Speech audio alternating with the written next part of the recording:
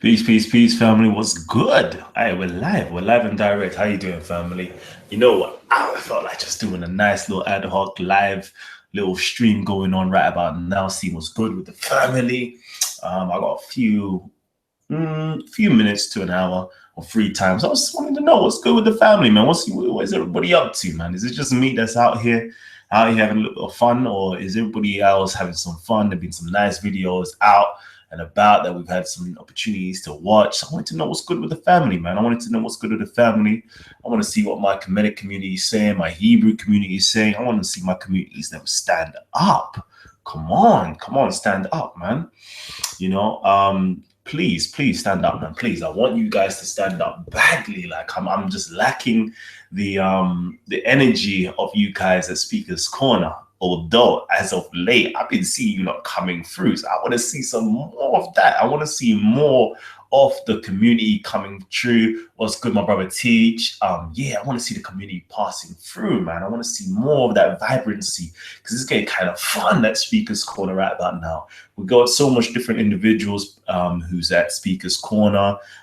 From all different ethnicities passing through, especially I'm talking about, especially from the Black community. I'm loving the presence from the Black community. That's what I'm talking about. But I want to see more of my Hebrew Israelites come through. I want to see my Hebrew Israelites who are usually on the in Brixton, who's usually up in Birmingham, who's usually up in Oxford Street. Come true and bless Speaker's Corner. Show some love, man. I'm sure you guys will have a nice eventful period at Speaker's Corner. Definitely, everybody wants to kind of know what you guys are up and on about. So please pass through as well. I want to see more of my Kemetic. When I say Kemetic, yeah, I'm not just simply pigeonholing people in terms of the ancient Egyptian, philosophy. I'm talking about Kemet as in the Black land, the African land. You know, I've kind of coined it to mean as such, people who hold those indigenous thoughts and spiritual systems. I want to see you lot pass through. Let's unite, people. Let's unite. I definitely want to have that corner going on where we're here. We're representing our own particular faith and tradition. So come on, Kings. Come on. I need to see more of that. I definitely need to see more of that. Let me just read some comments. Let me see. Sarah debate Adnan. Yeah, I really want to see Sarah debate Adnan, Sarah was there at Speaker's Corner last week. Adnan was nowhere to be seen. And Adnan came and he was like, see, Sarah doesn't want. I was like, Ross, Adnan Sarah was here, you missed him. So, maybe next time those two can kind of clash and collide. That would be phenomenal indeed. Let me see what's going on. Bigger Valley in the building. Oh man. Black Chucky, I see you. Sekem Kem. That's what I'm gonna call it now. Sekem Kem. Whenever I see that, I'm gonna say Sekem Kem. For those who know. What's going on here? More need to roll true. I can't be there every week. Indeed. I'm hearing what you're saying, Jay. Someone here says that Adnan is a disgrace. Ask why did you see the way he was acting in front of Sarah and Gary? Peace and love, family. Peace from New Orleans. Wow. How about we forget Islam for a minute? The world is much bigger than one religion. Indeed, we have no need to be talking about one particular ideology. We could talk about a whole heap of stuff. I've got a few minutes to an hour of free time. I know, you know what, it's going to be a madness because I know my brother Zion Lexia is supposed to be on tonight, but I don't know because I'm tired as it is, I'm not going to lie. And he's always saying 12 o'clock our time, that's like 7 p.m. their time. So 12 till like 2, 3 o'clock in the morning. I don't know if I'm going to be able to do it. I might have to just hold it out for tomorrow and see what's really good. Yeah, my brother, you're saying you're early to the show for once, indeed. Who else is there? Can you address the Egyptians versus the Nubians? Yeah, definitely. We'll just fling out some questions or fling out some comments, and I'll definitely try my best to address them. It's going to be kind of nice still. And yeah, if you want to just jump on. Furthermore, let me actually send you a link, to jump on. Because right about now, we're just chilling, man. We're having some fun. We're seeing what's really good. Here you go. Here's a link. Here's a nice little link you can jump on if you so choose. So that's the link right there. That's the link. You lot come through, show some love, show some support, and let's get it in, man. Let's get it in. Let's get it in. You say I've got my brother Gabs as well. Yeah, Gabriel is looking to listen.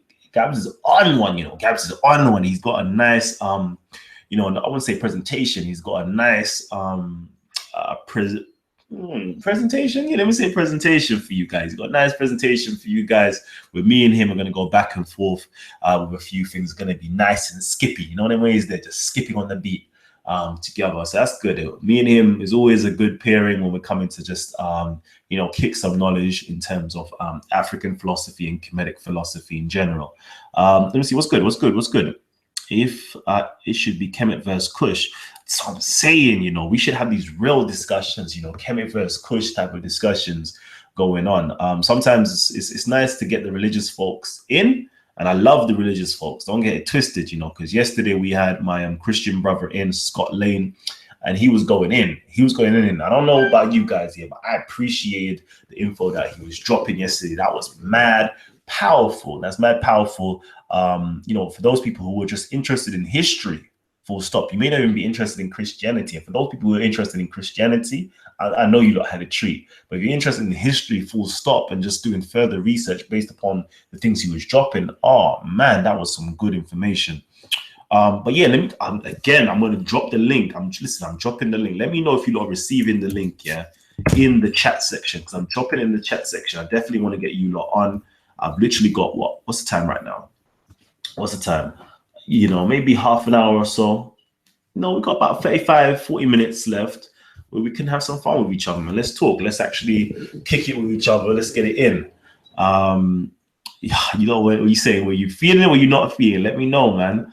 But yeah, Kemet versus Kush, that's a nice conversation right there. That's a real nice conversation. I want to know who's representing Kush. Who is representing Kush and who's representing Kemet? You let me know, because I want to know if someone ain't representing Kush, I represent Kush. If someone's representing Kush and no one's representing Kemet, I represent. What's good? My brother Teach. Again, Teach, I love that. I love the donations, King. Again, I need to actually get at you. I need to get at you, my brother. What you should do is email me your number. If you're in Europe, so you're in Sweden, I'll be able to call you still. So email me your number, and then we can actually literally link up and we can talk, because messaging is going to be long. It takes too much time out of my day. But let's get it in, King. Stefano, what you saying? Peace, family. How you? I'm good. What's good, man? Did you have anything you wanted to say? Not really. I was just watching the show. All right. What's the last show you watched? I've been watching for a few months now. Okay. I think the last one I watched was what was the name? With the Christian brother. Mm-hmm. The one about Christianity being a white man's religion. Yeah. And it was a good show, because I'm self from a Christian background. Mm-hmm. And my mother's, how's it called in English? A Seventh-day Adventist. So growing up, I was really like in this religious area, to say it like this. And at a certain point, I was just like fed up, and then I got just confused about everything that was saying in the church. And it was people like this guy from last week and Hebrew Israelites and other people who really taught me the other side of the Bible. And like the last few years, I've just been, how can you call it, checking out religions, certain information outside of the religion, like you were talking about the history of the Prophet Muhammad and his Egyptian or Ethiopian background, was it?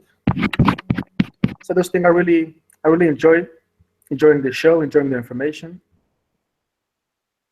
All right, I love that. So where are you calling from? I'm from Amsterdam. From Amsterdam. Amsterdam. Okay, excellent. Amsterdam. Perfect. So hold on. So we've got Amsterdam in the building. We've also got Sweden in the building. We got Sarah in the building. What's good, King? What's good? I'm cool, man. I'm cool. Yeah, buddy. See, we're just doing an ad hoc show right now. There's nothing in general that's going on. I don't know if we're even going to keep it up for long. Okay, we might not even keep it up for long. This is one of them sneaky shows, right? So, if you want to share this link, share the link. But come tomorrow, it may not be available for you. All right, it may not be available for you to get your people in right now. Share the link. And let's get it in, man. Let's get it in. I definitely want to have some good conversations. So if you've got any questions or comments, please let me know. Questions or comments, let me know. All right. What's this here? Now somebody's asking about Kush. What is Kush? That good Kush. I don't know about the good Kush. Oh man, my brother. Please, I need you to explain to them like who and what Kush is, or where Kush. Stefano, if you're there, let them know what Kush is. From what I know, it was like an empire that predates Egypt. From what was it? Somewhere around east of Sudan. There would be like something Somalia, the area, Ethiopia, I think. And that's actually all I know. Okay. I think you've done a good job explaining so far. So, for those people who don't know, there is different types of Kushes actually. There's Kush, the good weed, and there's Kush, which is an empire that's named in various different cultures. So, for example, let me just mute your mic because, as usual, we usually have everybody's mics mute, so there ain't no noise. So basically, there is the Cush, as we know of Cush inside of the biblical context, which is one of the four sons of Ham, for example, one of the four sons of Ham, which literally means, black or dark or heated, some would say. But in that being the case, it's kind of contradictory from the Egyptian perspective, because obviously, from the Egyptian perspective, Ham was actually the son of Cush. So, it's very interesting. It's very interesting. So we have the Hebraic conceptualization of the term Cush, and we've also got the Kemetic or the Egyptian conceptualization of the word Cush. And Cush is said to be the forefathers of the Kemetians, and the Kemetians or the Kemetics or the Kemeti, or the rightful name I should actually call them is the Remech. That's the word or the terminology that they call themselves, the Remech. Were actually a colony from Cush. Some say Kush spread all the way from, let's say, Upper Egypt, Sudan, Ethiopia, Puntland, Somalia, all the way over into the west of Africa and all the way eastwards into Arabia and Iraq, up even some people equate it to the Hindu Kush as well. So depending on which culture you're coming from, you're going to have a different perspective of what and where the Kush land actually is and originates. So that's very interesting. But good question is, can we substantiate it with any archaeological evidence? That's the next step, because we definitely do have it in the historical records, the Egyptian records, etc. But can we substantiate through archaeological records? That's another thing. What's good, family? Let me see, man. What's good with you guys? What's really good? You don't need to drop something for us, man. Drop something that we can talk, because we ain't got long. We ain't got long, family. Really ain't got long. Emancipate Africans. Greetings, Black family. I believe I'm seeing this. I know I met with this sister. If it is the sister I'm thinking about, Better Kush is from St. Vincent and the Grenadines. Expensive though. Yo, my brother. Come on, man. Sarah, what are you saying to me, King? Listen, I saw you live and I jumped on. I'm in the deep end. I don't even know what's going on. Nah, there's nothing going on right now. I want you to bring something up. You're talking Kemet. Nah, I'm talking anything. Well, I think if anything, study literature or study material, or even archaeologists or historians and griots would be a good focus. Do you know what I mean? To kind of get people on the road to kind of knowing who to search for to get the information from. Do you know what I mean? Mm-hmm. So my first introduction to the Nile Valley was Dr. Ben Jokanan. He was my first introduction. His books, Black Men of the Nile, the African Origin of the Major Western Religions. That was another book. Sheikh Anta Diop was also another introduction to the Nile Valley for me. And then I went to Ashra Kwesi. And yeah, I mean, books and lectures. I don't know, maybe you should, I don't know, add a couple links to a couple lectures. I don't know, something along those lines. For real. That's definitely something that we should do. So yeah, Dr. Ben, Ashra Kwesi, you know, I had the good pleasure of meeting Ashra Kwesi it might have even been like 10 years ago, you know, coming through to Brixton. You know, there's some greats that's actually come down here to the UK that's actually shaped definitely the way that I think anyway. Definitely the way I think, and most Black people over here in the UK that are gravitating towards the Sankofa principle, gravitating back into digging up their own roots and their history and their culture and their heritage. So yeah, definitely. Dr. Ben, Ashra Kwesi. Who else? We got John Henrik Clark. We have George James. Who else? We got Asa Hilliard. Drusilla Donja Houston. Keep naming Francis Smith Wilson. Sorry, go on. Sheikh Anta Diop. Asa Hilliard. Yeah. Anthony Browder, who we went to see. We went to see the other day. Ooh. And he dropped some serious knowledge, some serious findings in the Nile Valley. Listen. I don't even want to say nothing. I know we can't even say what he found. You know what I mean? Hey, you're not gonna be amazed by that type of finding there. You know, that was powerful. What's my brother saying here? Adnan tried it with that one. He's funny. Robin Walker for the UK. Whoop, whoop. So. I'm seeing what you guys are saying. So you saying though, man, what's Speaker's Corner saying for you, Sarah? Yeah. Speaker's Corner on Sunday was good. You were there. You saw. We held class. We held class on Sunday. It was a good day. I think people learned a lot that day. Minus the little isms and schisms and scuffles and threats and whatnot. It was a good day, man. It was a good day. Speaker's Corner is turning into somewhere where a lot of more black people are coming down. Knowledgeable guys, and you were speaking with a very knowledgeable African brother. I don't know his name. You're speaking to Adnan. But yeah, we see a lot of more people coming down. Even when we were in Birmingham, people from Birmingham saying they're coming down. So yeah, it's about to get real black down there. It's about to get lit. Liddy again.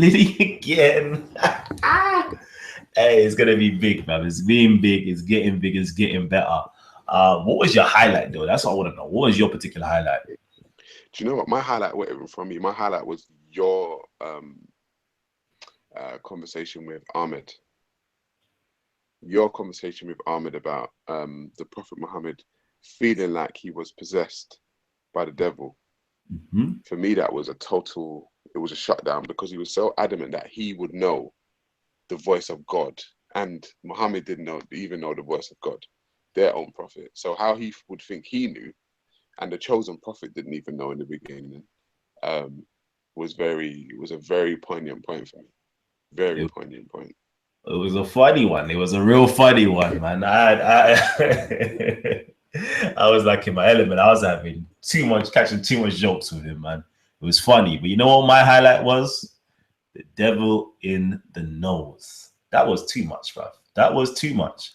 And you know what it was? You know what was so funny about it is, you know how somebody wrote this in the comments where God cannot be in his creation and he's not omnipresent within inside of his creation. Yet the devil is. The devil is in every single human's nostrils at nighttime. That there was the funny one. That day was too much for me. I was mean, watching that and catching jokes myself. I mean, what was frustrating about my conversation about that with there was another couple of Muslim guys there, is that they, because I was bringing it from the Sahih Bukhari app, which is on my phone, and he had the same, well, not the same, he had another Sahih Bukhari app on his phone. However, the books had been numbered different, and so the numbers on my phone did not match up with the numbers on his phone, and automatically, because it never matched up, I'm lying, right? Do you know what I mean? I'm lying, and it's like, bro, I know this is there. And so what I actually did today, as a matter of fact, is download the app that he had on his phone, and I found it in another book. So it's still in Sahih Bukhari. It's just that the numbers were, I don't know, they were different. There's a different numbering system in the book that he had, that's all. You know what I would love for you to do is to drop that one right now, because I'm seeing a few people say, nope, it's not in there. What they say? No, hold on. What they say here? No, Satan in your nose. What did they just say to me? Do you have a reference about those about no Satan? I think you should just pull it out real quickly. You know. Do you know? All right, I'll have to go on my iPad now. Yeah. What it is, right? So what I did is that, because he was adamant that, you know, I was going off anti-Islamic websites. It's a real paranoia, I feel. So I just went to sahihbukhari.com. It's a simple, you know, it's not an anti-Muslim website. It's just sahihbukhari.com. So if I type in Sahih Bukhari, sorry, I'm doing this now, ad hoc. It's okay. It's okay. I'm here with my Sahih Bukhari open as well. Sahihbukhari.com. Search online. Good. Okay, so we go to volume 4 on there. And volume 4 is called The Beginning of Creation. Okay. So we tap that. And then we go to book 54. Okay. Volume 4, book 54 is called Beginning of Creation. Yeah. We scroll down to 516. Verse 516 is what we're looking for. Let me just quickly get it. There it is on page 742 on my one. Let me just let everybody see what I'm doing actually. Let me see what you're doing. So I'm gonna follow exactly what you're saying. Let me make sure it's stuck on my own one. So I'm here. I've just gone down to book 4 and volume 4, book 54, Beginning of Creation. Yep. So that's 742. So let me just, it might be on 742. Okay. Yeah. Creation. Fantastic. Cool. And then where am I going on to? 516, verse 516. Okay, number 516. So I'm scrolling down. There's a lot of scrolling to go through. Okay. 59 something 5. I want to prove Sarah wrong, you know. Because Sarah, you're a liar. You are a liar. I don't believe you. This can't be in my Sahih Bukhari. All right. See? The Sahih Bukhari. See? Why can't I find it in mine? Why can't I find it? I'm not able to find it. I'm not even gonna lie. I'm looking right now. I think I've scrolled past it. Yeah, that's probably why. Oh, wait. No. I'm on 515. I'm getting scared, you know. I'm not gonna lie. I'm getting scared. Scared. If I do this and it's here, it's gonna be please let it skip. Oh no. Okay. All right, let me maximize my screen a little bit. Let me see. Let me zoom in since it actually is here. I was hoping that it wouldn't be there, you know, to be honest with you. No, it's there. Trust me. It's there as well, you know. All right, cool. You read it out for the family, man. All right, let me just do this. It says here, the prophet said, if any one of you rouses from sleep and performs the ablution, he should wash his nose by putting water in it and then blowing it out thrice, because Satan has stayed in the upper part of his nose all night. Whew. There you go. Okay. I guess you didn't create your Sahih Bukhari app. No, it wasn't me. I'm not. I don't know algorithms and You know, I don't do coding and all this kind of stuff. I just read from the texts, and that's all I do. If anyone Wow. knows, I only read from the texts. Wow. That's incredible. That's incredible. So they were getting at you like it's not in there, you're making stuff up, like they themselves have never heard of it before, and so on and so on. Now I want to know what do they have to say now? Like clearly it's in there. You can't obfuscate from it. You can't say no, it's not in there. It clearly is in there. So now what is your response to that? Maybe, hold on. Maybe, no, it's a weak hadith. It's a weak hadith. It's a weak hadith. No, I'm going to go back to it real quickly. I don't believe this is in here. It's a weak hadith. It was narrated by Abu Huraira, and it's inside of the Quran. I mean, sorry, it's inside of the Sahih Bukhari collection. Nah, I don't know. What does Sahih mean? Well, it means authentic. So this is authentic then. Oh. Yeah, it does mean authentic, but I don't know. There you go. No, but wait. But Abu Huraira wasn't a companion of the Prophet. It was somebody that came much later on, wasn't it? It's very simple. Let me go check. Hold on. Abu Huraira, Ad-Dawi al-Zaran, was born 603 to 681. He lived, was a companion of the Islamic Prophet Muhammad and the most prolific narrator of hadith. He was known by the kunya Abu Huraira, father of the kitten, but his real name is differed upon, etc. So he definitely was a companion. He was a companion, and he's also said to be one of the most prolific narrators of hadith. Okay, so now we have established that he is in Sahih Bukhari, meaning it's definitely authentic. All of the chains of narrations, all of this and that are correct, and it even goes back to the companion, Abu Huraira. Wow, that's interesting. That's very interesting. Well, I would just like to. Well, we spoke to Ahmed about it, and he was just adamant that if Sahih Bukhari says it, then it must be true. And you know, I questioned him as a person, as to say, but you know your nose. You know, like you feel what's in your nose from what's not in your nose. You know, like to say the devil, and I asked you if the devil was in, or if Satan was in your nose last night, I'm sure you would have felt him. And I said, well, you can go to the doctors, sleep there, and have them look inside your nose with their little light, you know, at nighttime to see what's up your nose. And I'm pretty sure you won't find Satan in there. So I know Islam doesn't like to talk about metaphoric speech or things that things that are basically metaphors for something, because it must be literal. So if it's literal, then Satan must be like some microbe or something. I don't know. Must be a bogey. Satan's a bogey or something. I don't know. Satan's the bogeyman. I don't know. He's a bogeyman. I don't know. He's the bogeyman. I don't know. This is interesting. This is interesting. I don't even know what to say. Let me see how I can defend this for my Muslims. I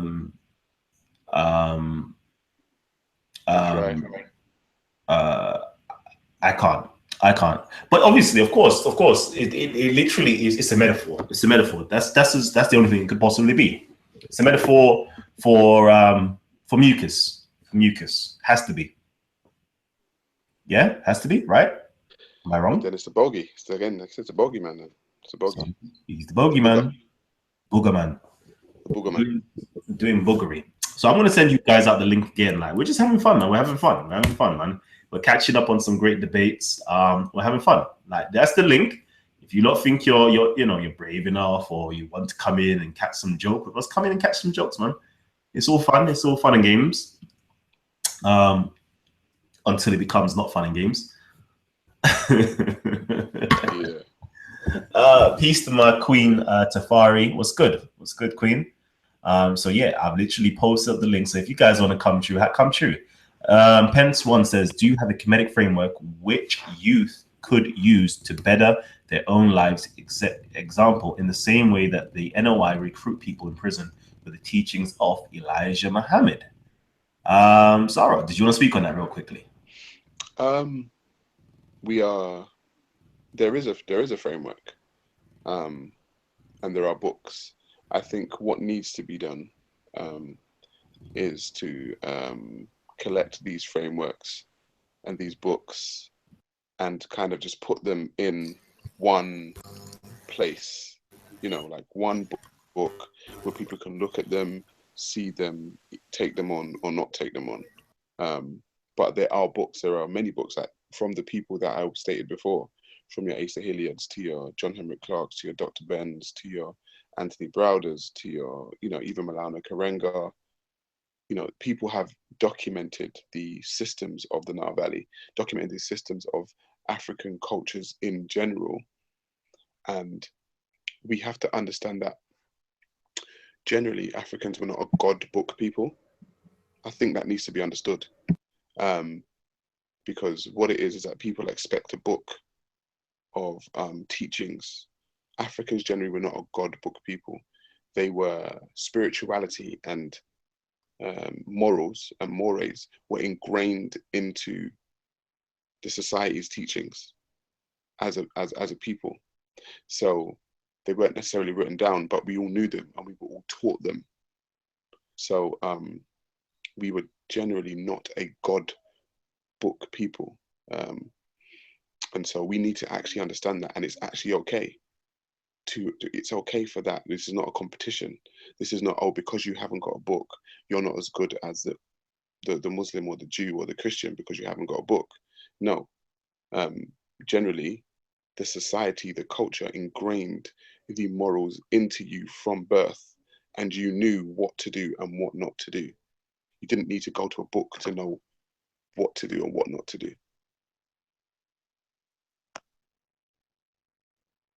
There you go. That's real talks right there. That's real talks. So yeah, we're definitely going to be presenting you guys a framework that you can adopt in your own personal life and become part of.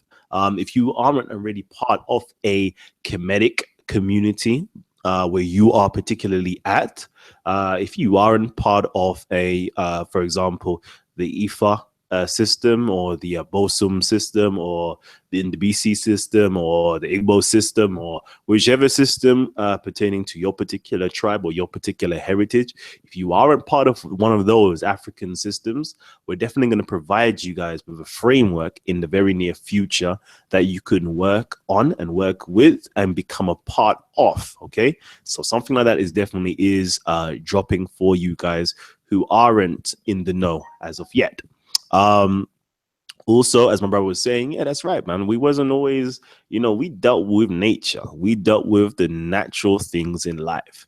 We can look outside and see what's really good. We didn't need a book as such to actually be taught what to do and what not to do. But of course, within certain societies, definitely in the Kemetic society, we have a multitude of books to help you on your journey. We have other societies as well where it's generally a secretive society, or not even a secretive society, a sacred society or fraternity that you would join on reaching a particular age to further your education, basically. So if you haven't got that within your own culture and your own society, plainly because it's been your country is being colonized, or your tribe is being colonized, and it's lost its roots, and it's now adopted Christianity, and it's now adopted Islam or another religion or whatever it is, we're definitely going to put something forward for you guys to work with, to get to know who and what you are, and a nice framework of getting to know yourself better. So yeah, we're going to be pushing that forward in the near future. Let me just see what's really good here quickly before I invite somebody on. Let's see. This is all right. It's a breath of fresh air. This is all right. It's a breath of fresh air. I was worried you was talking about Saro Pseudo Seti coming on.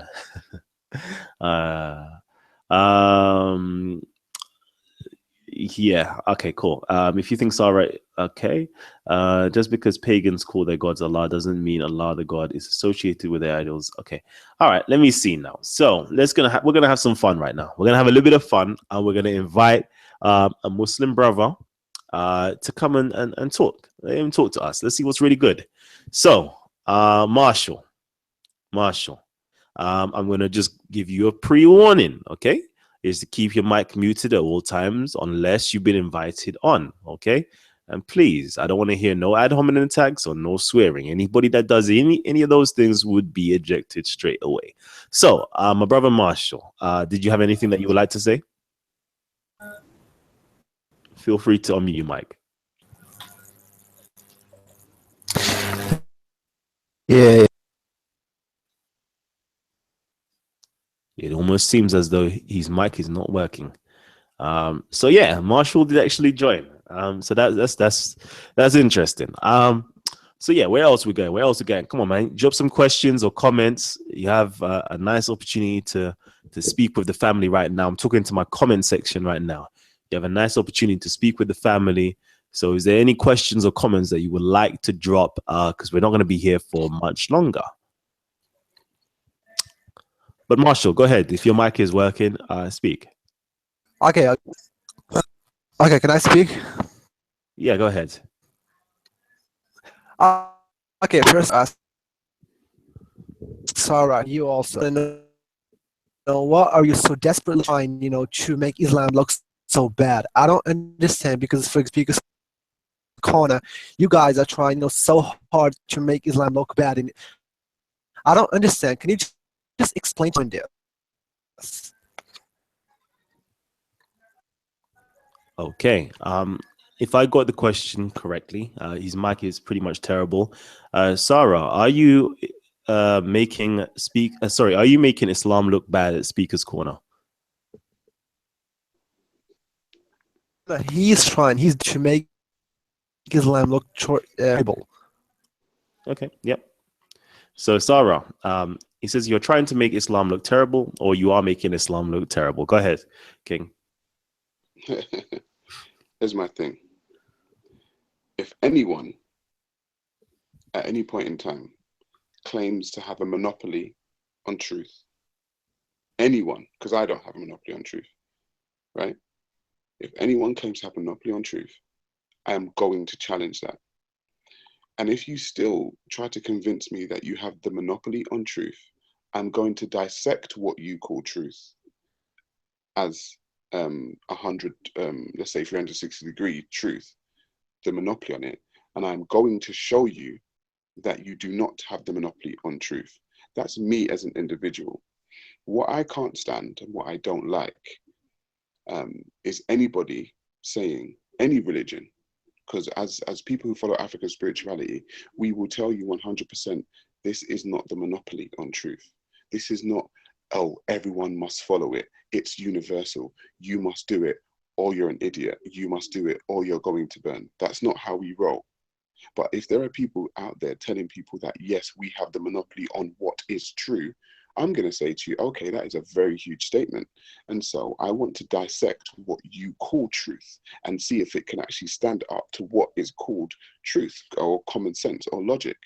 And so Muslims, Christians, Jews, people who are of the Abrahamic faiths claim to have monopoly on truth. And so me being who I am, I'm going to dissect it and show that no one has a monopoly on truth and no one can assert that. That is just the way I am as a person. Okay. Thank you. But why don't you? Hold on. Why don't you just Again, Marshall, I don't think you're getting it. There is particular rules to this. Okay, and I did tell you, if you break these rules, you will be ejected. Wait for me to let you to know if you are able to speak. Are you with me? Yeah. I apologize. All right, no problem. Okay, now let me see what's going on in my comment section. What's really good, family? I see a lot have been dropping some questions. Let me just make sure I'm here getting everything across. Sarah claims that he would be able to go to the doctor and see him in his nose. Now, how ridiculous is that? No, The ridiculousness is the claim that Satan is actually in the nose. And it's pointing out the ridiculousness of not being able to go to a doctor to see Satan in the nose. I don't know if you're comprehending correctly. Let's see what's good. It says, okay, let me just keep on going. I want to make sure I've got all of your questions or comments. You know what? Make it easier for me, family. Make it easier for me. All you need to do, if you want to ask a question or comment directly to this particular show, just tag Titans TV. Just do that. Tag Titans TV, so I know that you're asking a question. Okay, and I'll read it out. Let us know. So I see my name. Why acting like that, Kalam? Acting like what? Let me know. Okay, so cool. Sarah has explained that so many times. It's very simple: belief and knowing. Yep, that's correct. So now I'm going to go. They said my ancient ancestors in Egypt migrated to North Africa, and that's a lie. Okay. I'm going to go to Marshall now. Okay. I'm going to go to Marshall. Let's see what he has to say.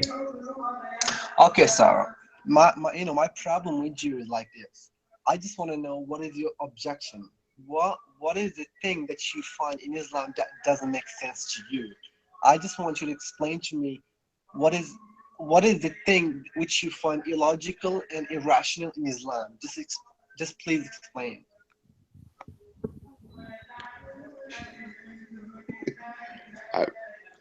That sounds really crazy to me, because I feel like I'm always explaining it. I'm always explaining what is irrational and what sounds crazy. Like Satan and living in your nose. That sounds irrational and crazy. However, you got the monopoly on truth. So to me, unless you're not comprehending what I'm actually saying, I'm actually telling you, you say you have the monopoly on truth. I just showed you a verse which says Satan lives in your nose at night.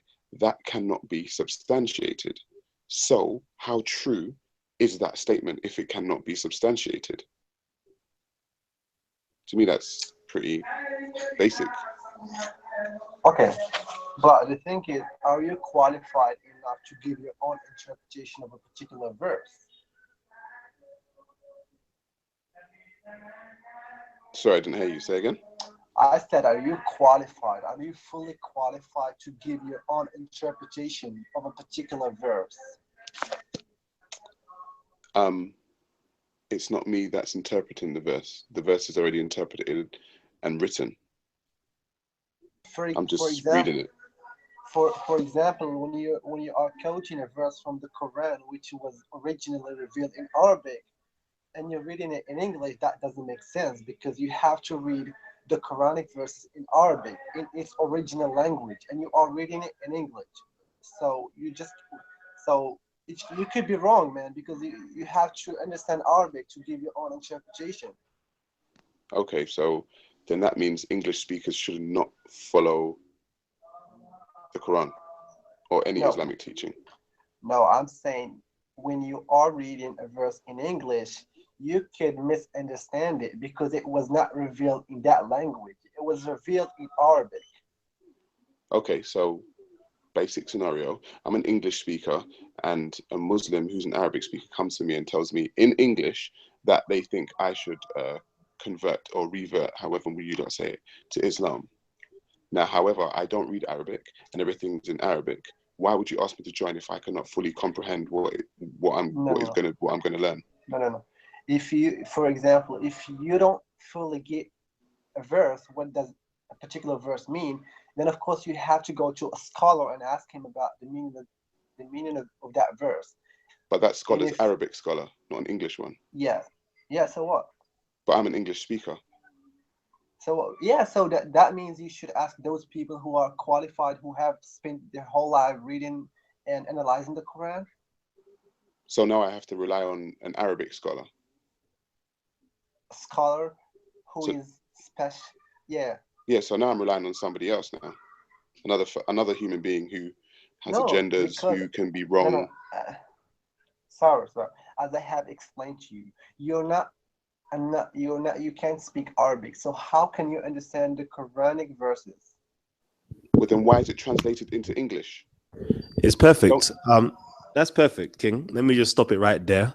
That's perfect.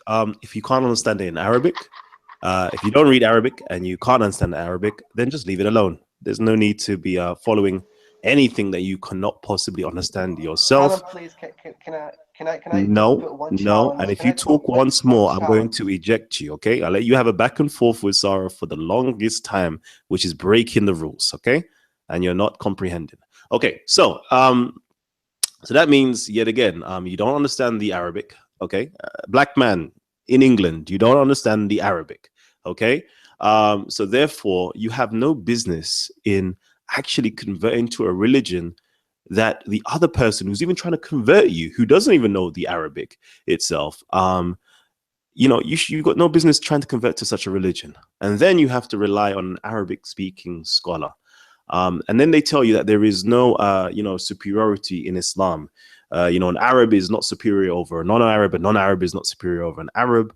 But clearly an Arab is superior over a non-Arab, because an Arab is now needed to translate and interpret the Quran for you and to give you the meanings for themselves to you.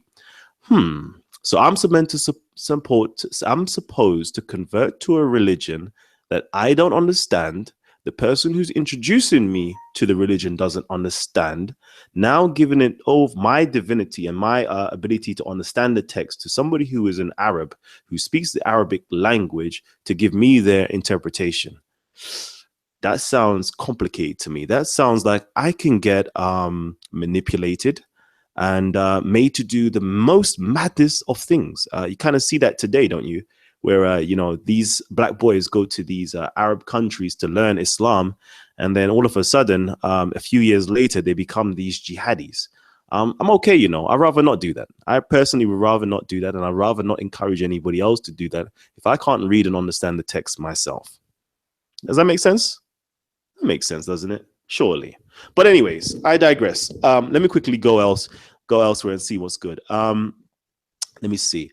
Somebody says here, CES says, Times TV, when is Kemet Brothers going to build spiritual temples in London? Guess what? There are various spiritual temples in London already. Just that most people aren't aware of it. But again, we're doing something. We're doing something over here where you're going to see this much more prominent. I'm going to make my efforts known to promote and make awareness of other brothers and sisters who do have an organizations and temples up in the UK more widely known, as well as what we've got going on over here more widely known as well. Let's see what else. Times TV, who built the three pyramids in Antarctica that line up with Orion's belt, just as the ones in Giza, and theirs much bigger? First time I'm hearing this, King. First time I'm hearing this. I've never heard of that before, so I don't know. Let's see what else is going on here. All right, cool. All right, cool. I'm seeing that you don't want the link. Let me know if you want the link. Let me know if you want a link. You don't know the drill already. You can message me on Facebook, or I might just drop it inside of the comment section again. I've been dropping inside the comment section for the longest time. But if you want the link, just, inbox me. Somebody just inbox me now. I can hear my phone going off. Let me just make sure what everybody's saying. Hey, all right, cool. Let me just drop you the link just in case you wanted the... All right, you wanted the link. Go through, Sarah. Did you have anything to say?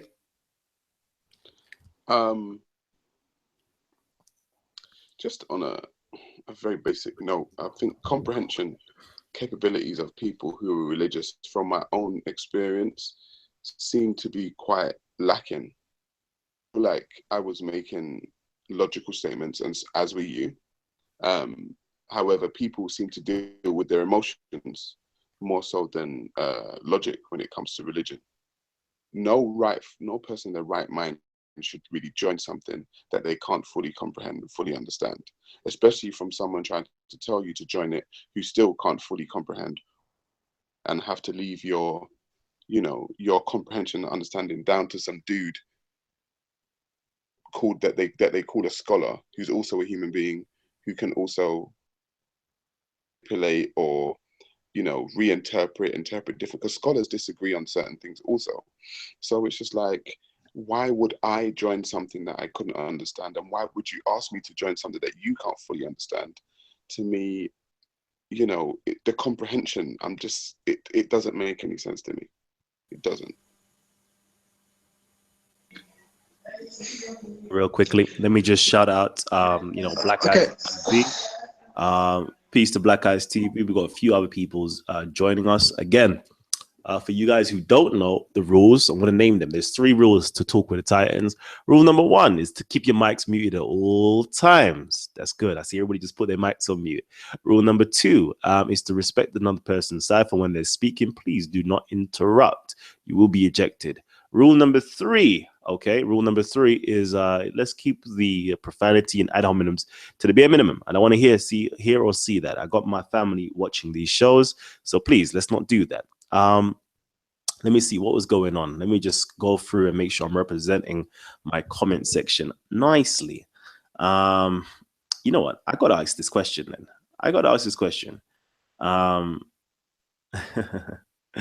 Oh yeah, somebody asked me, what's going on with Kalam and these Muslims? Unfortunately, family tree.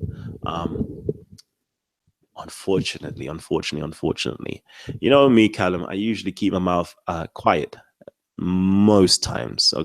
Most times I tend to keep my mouth nice and quiet because I do not want to get caught up in the madness, so to speak. I keep my mouth quiet and I give you lot the joy of actually watching what's going on at Speaker's Corner.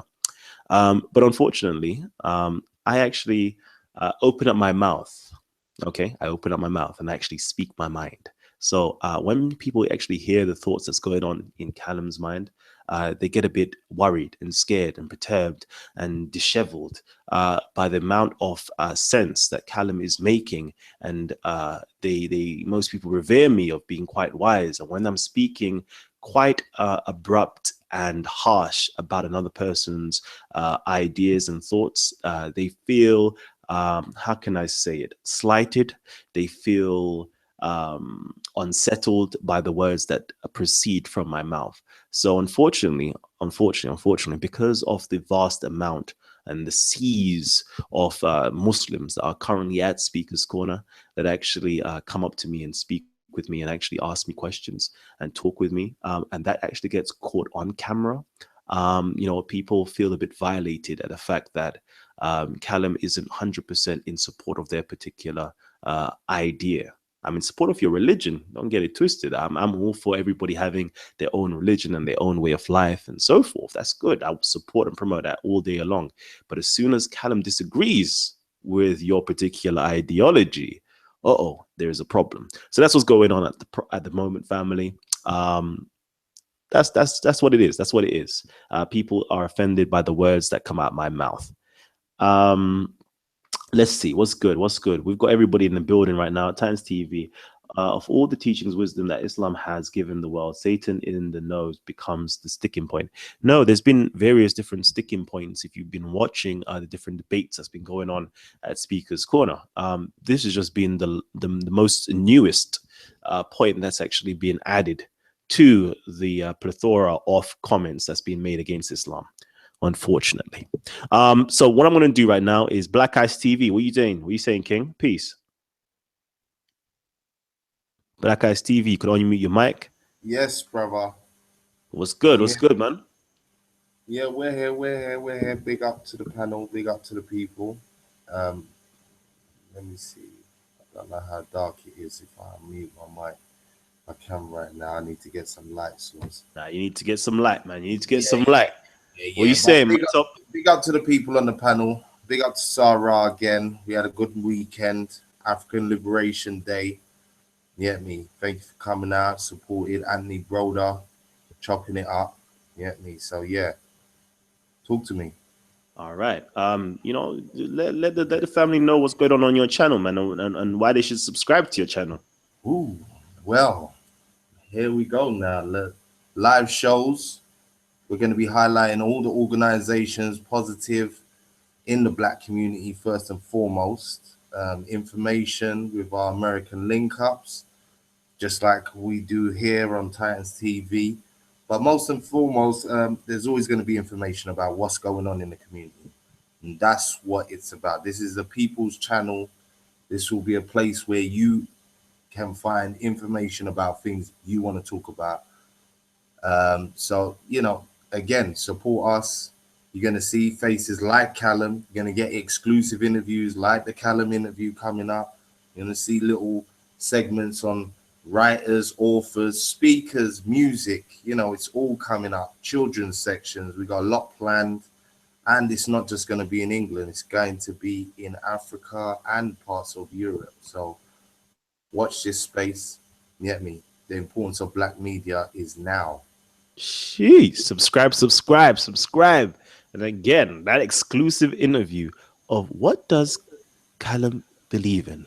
What is it? Who is he? What is he? That is going to be exclusively delivered to my brother Richie at Black Eyes TV. Again, we've got another person who's joined us, Parvinda Nija. How are you doing, King? Peace. Yeah, I'm all right. You? I'm great, man. I'm great. I'm loving the diverse panel members that we have on today.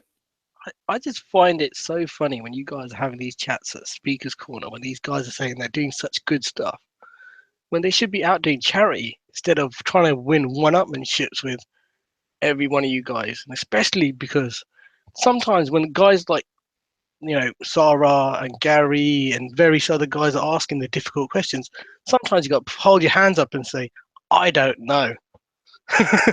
We just don't have the answers. When these people claim this complete lineage of history from 6,000 years on to present, it's an absolute joke. You know what I mean? It is an absolute joke. And some of the stuff nowadays you see on Speaker's Corner, like before I used to enjoy like watching the videos on Speaker's Corners going on YouTube, but so many of them are just how many assassination videos can I watch of Sarah or Gary? It is getting boring.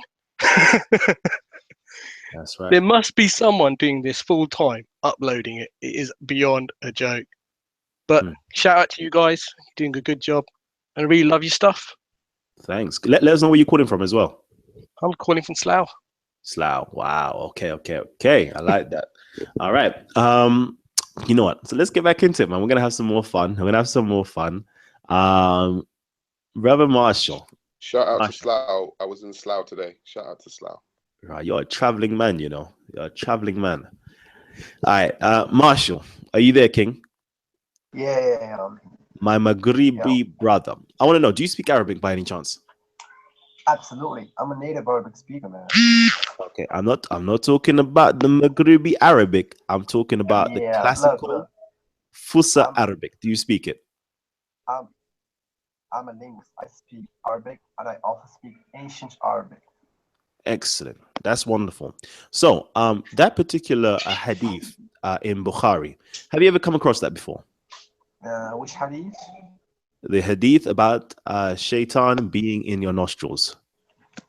Yeah, I have seen that debate in Speaker's Corner where you were debating about that topic. So honestly, I have no idea about it, so I can't give my own comment. But you are aware it's there, right? Yeah. Okay. And do you personally believe that shaitan sleeps in your nostrils at night?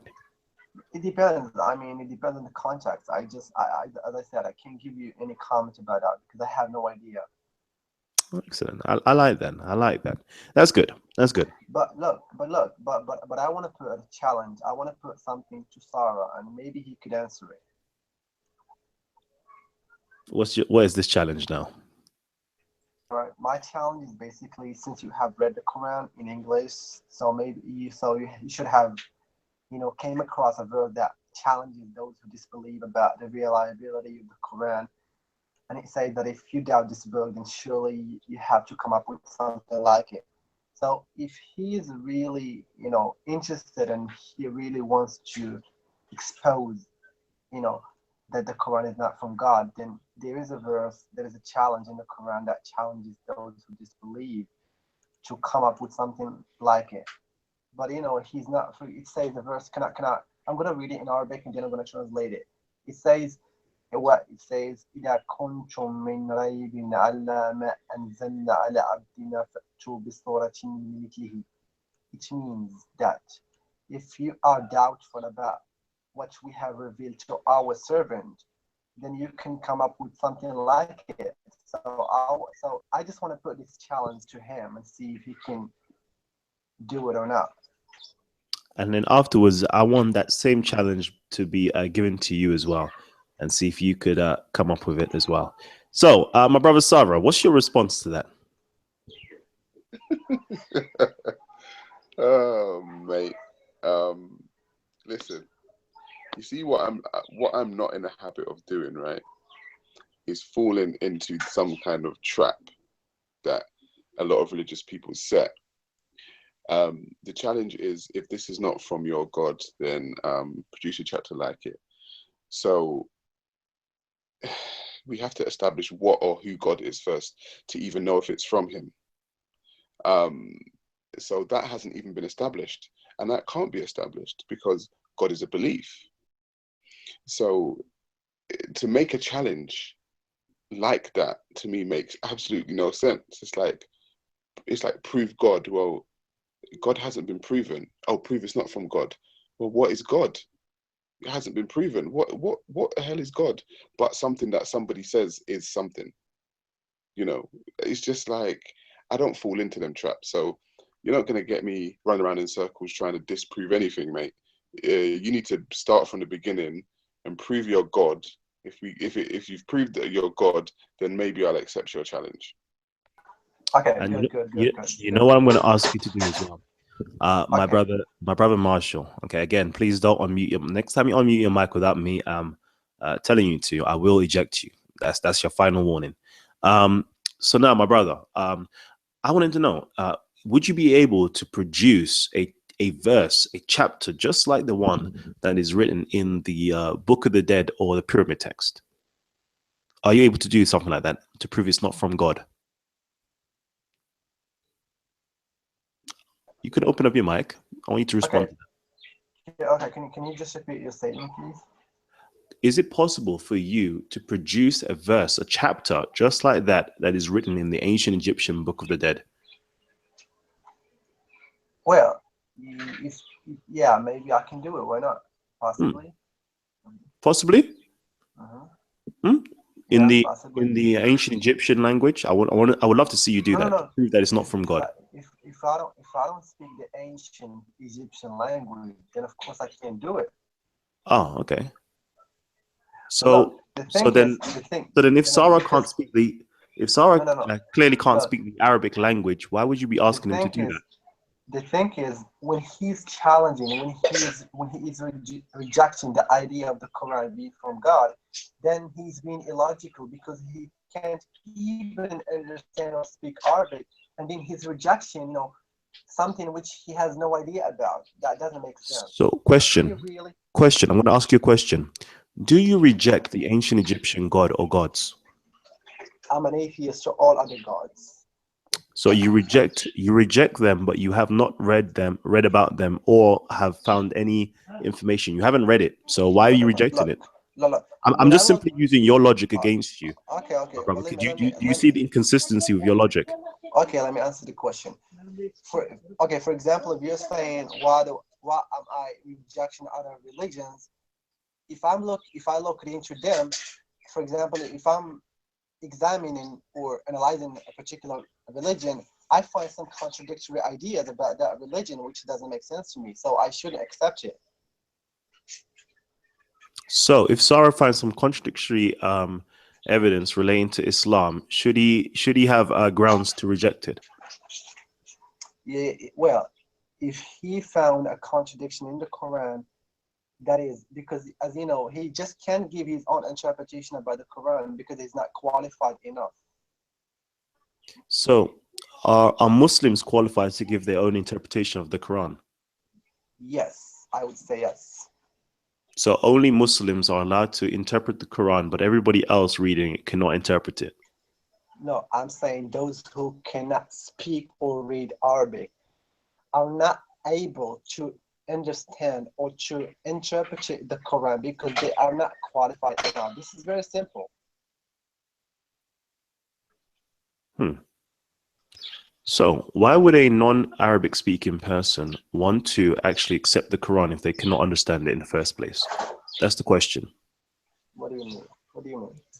If a non-Arabic speaking person cannot interpret the Quran, Mhm. neither understand the Quran, why should they accept it as a book to govern their life?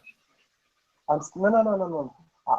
I'm saying those some particular ambiguous verses which cannot easily be understood, then it doesn't take that simple just to say, oh, that verse says this or says that. No, we have to look into it depending on the context, or if we're not So you're able to saying, understand it. so you're saying to me only the ambiguous verses needs to be interpreted by somebody who speaks Arabic, but the other verses are, if you don't speak Arabic, you can interpret it. Is that what you're saying to me? No, I'm saying sometimes if we don't understand them, we need to ask other scholars who are qualified to give their own interpretation about that verse. So, you're a knowledgeable brother.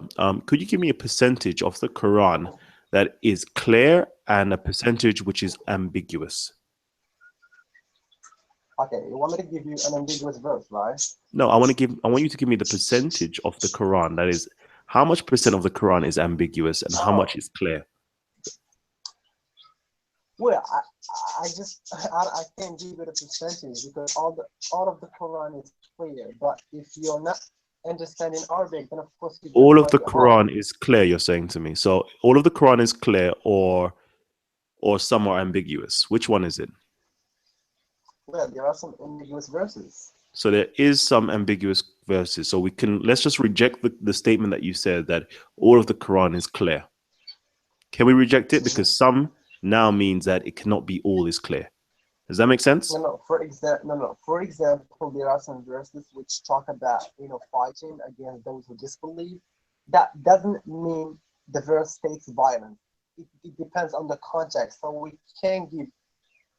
we just can't interpret that verse the way we want. Okay, so we're going around in circles. So I just want you to get. So let me know: is all of the Quran clear, or are there some bits that are ambiguous? There are some ambiguous verses, right? So there are ambiguous verses. Okay.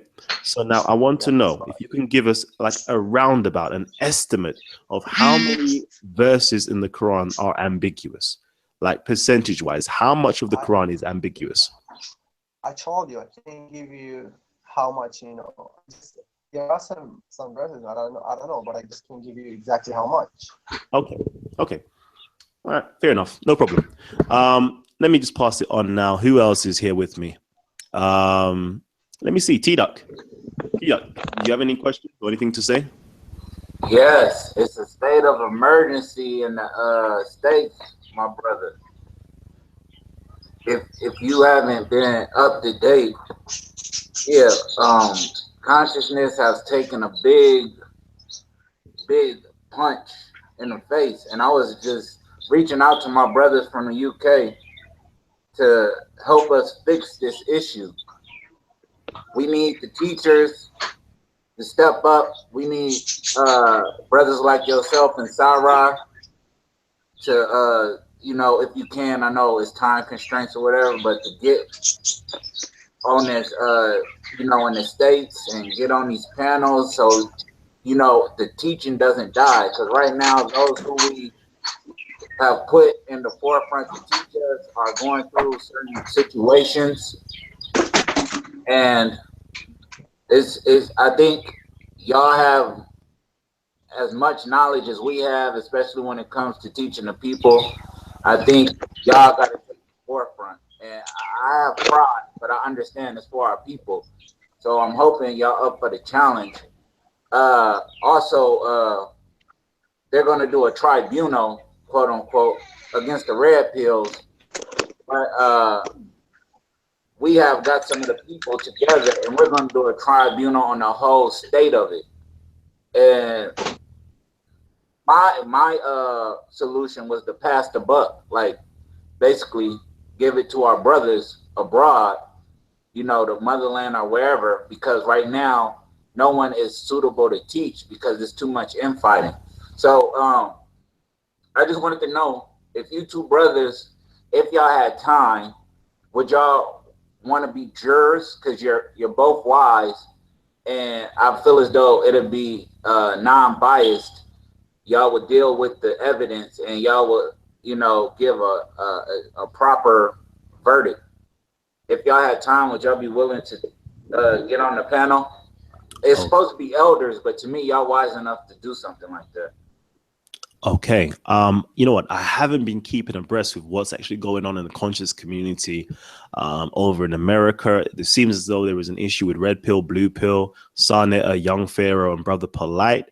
You know, maybe if we, after this particular show is finished, that me and you can kind of kick it with Sarah as well, and whoever else is here, to actually get abreast with the information first. And then we can actually make an informed decision of what steps to take. You with me? Absolutely. All right, definitely. But for those who don't know, could you just give a quick overview of what exactly has been taking place? I think, you know, I mean, I don't want to be biased, but there's no honor amongst thieves, and basically consciousness has imploded on itself. And, you know, the genuine people that were involved in consciousness are dead and gone, and we're left with this money grabbing situation. And I really can't explain it because I'm on the West Coast, and I don't want to do anybody no, you know, I want to do justice with it. And my stance is for the people more so, like, we got to keep the information, because right now it's a hold on information. Nobody has any information. All it is slander and fighting. So that's why I'm reaching out to you brothers. Like, we need the information back out. Doing Thanks. fraudulent things. All right. Like, say no more. Say no more. I've got it now. Okay. I've got it now. I got it. We'll discuss. We'll definitely discuss off air for this one. All right. Marvin, my Muslim brothers, I welcome you. Assalam. Walaikum salam. What's going on? You right? Yeah, I'm nice, my brother. What's good? I'm good, bro. Yeah, just jumped into the conversation. I'm not even actually entirely sure what you guys are the topic is today. I just saw Kemet'S Corner. So if you guys could just fill me in on what the discussion is, so I could see just jump in where I feel fit and keep things on topic. Definitely. Today was kind of like an ad hoc joke. I just put something on. Feeling bored, to be honest with you. I'm feeling bored. Well, let me see what the family's actually saying. What's really good? We jumped on. We're talking.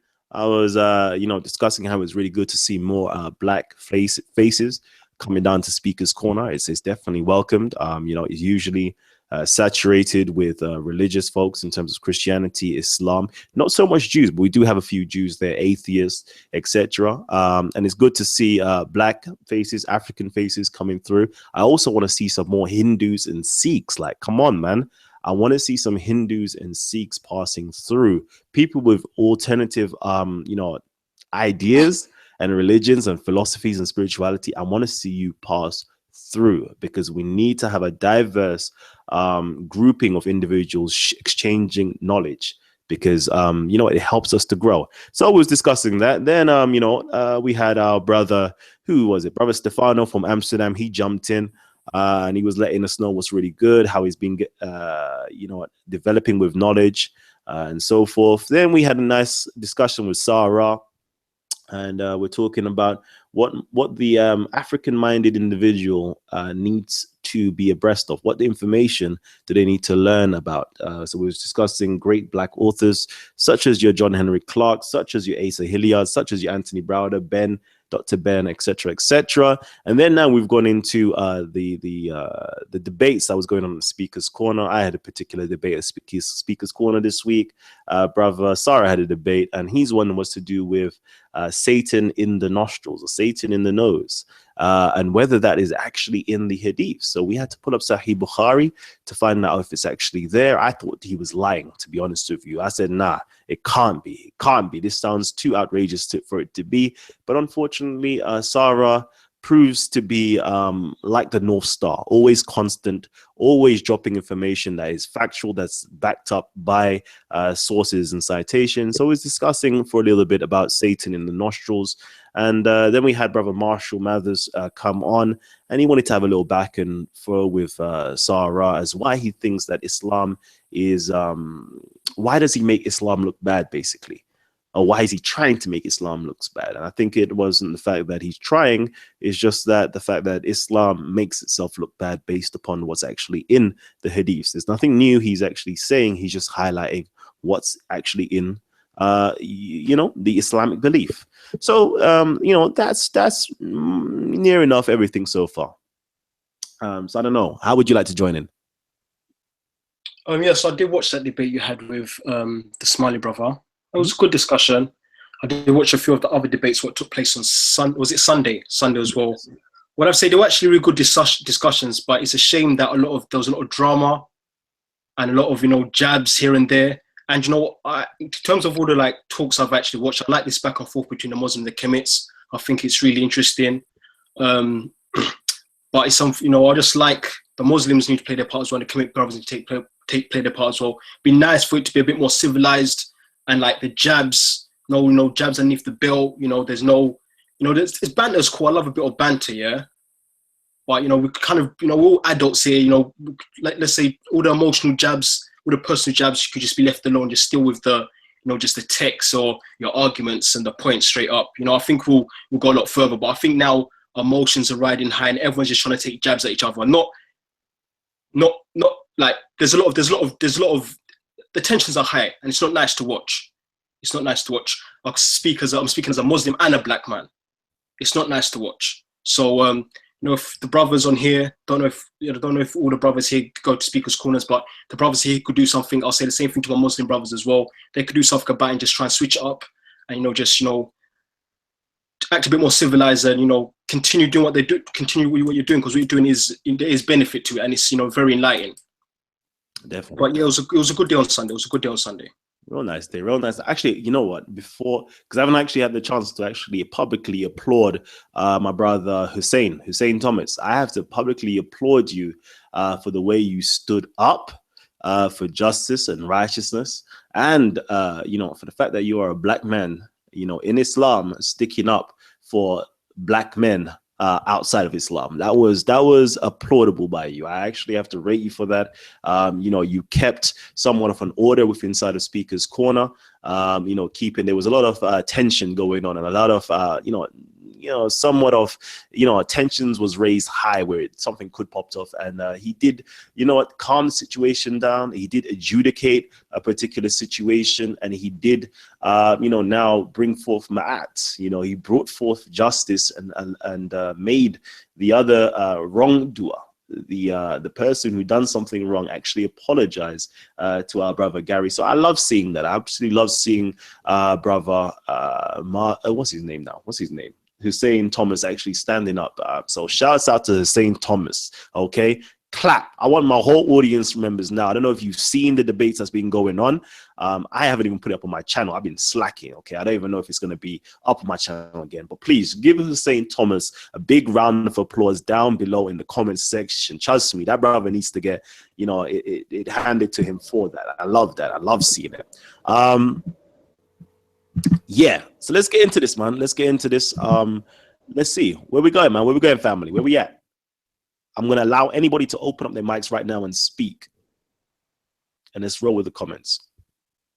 Can I say something? Go ahead, King. Yeah. So so I touched on this briefly with Sarah in our last discussion. The last discussion I was on, but obviously the discussion was really fixed on a topic, so we couldn't really expand on it much. But the problem I have with the whole energy thing is energy being basically infinite. I don't believe how infinity could be. I don't believe how infinity could be practical.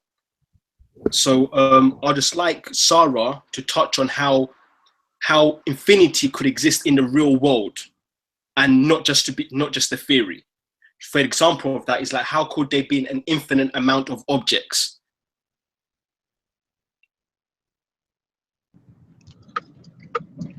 If I could say a word real quick, I mean, I think that the infinite is something that we all should understand. I mean, even when you look at something like energy, energy cannot be created nor destroyed. So that is something that is actually, in reality, that is infinite. So would you say that energy, what cannot be created or destroyed, that energy could also manifest into a physical form? So that means there could be an infinite amount of physical objects. Would you agree to that?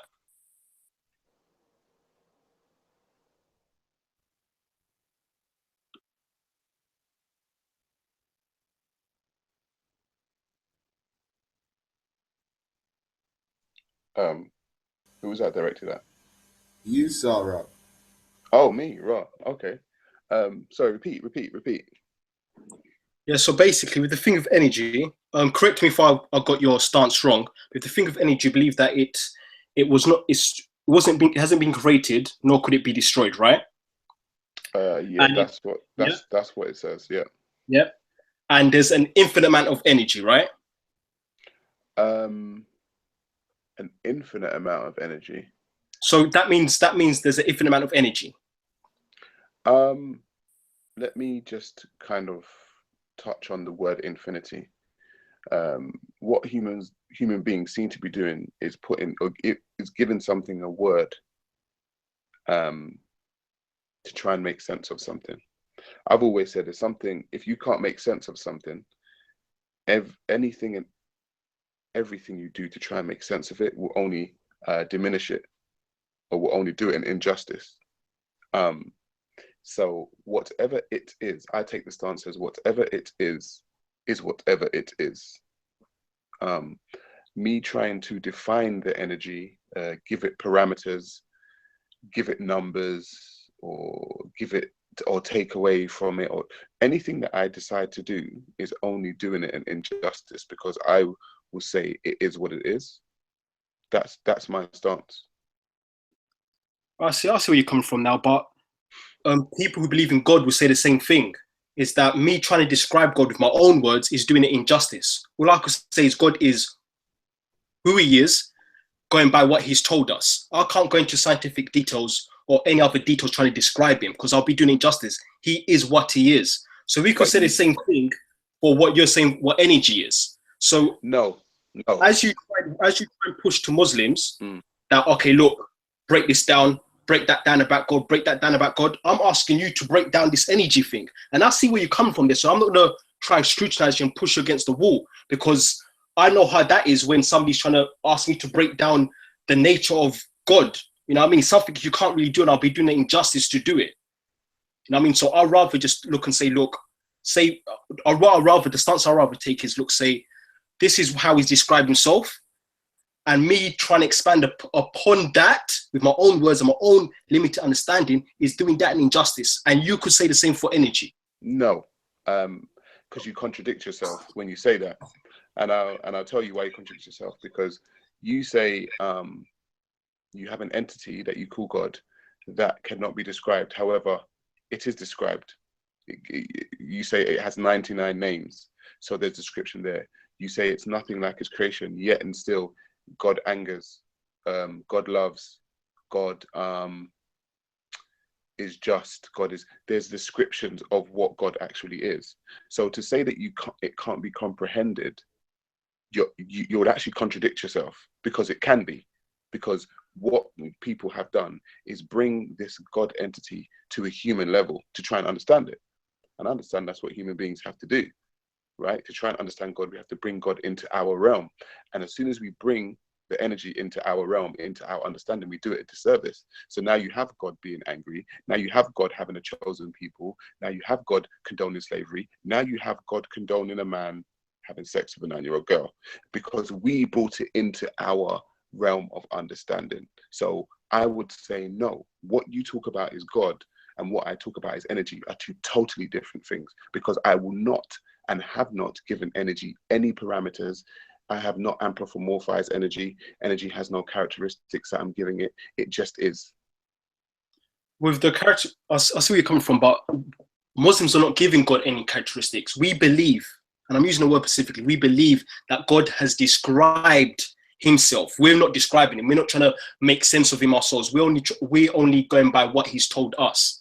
You see the point I'm making? So I'm not trying to make sense of God going by my own words and my own knowledge. Yeah, but I'm saying it's what I know is limited.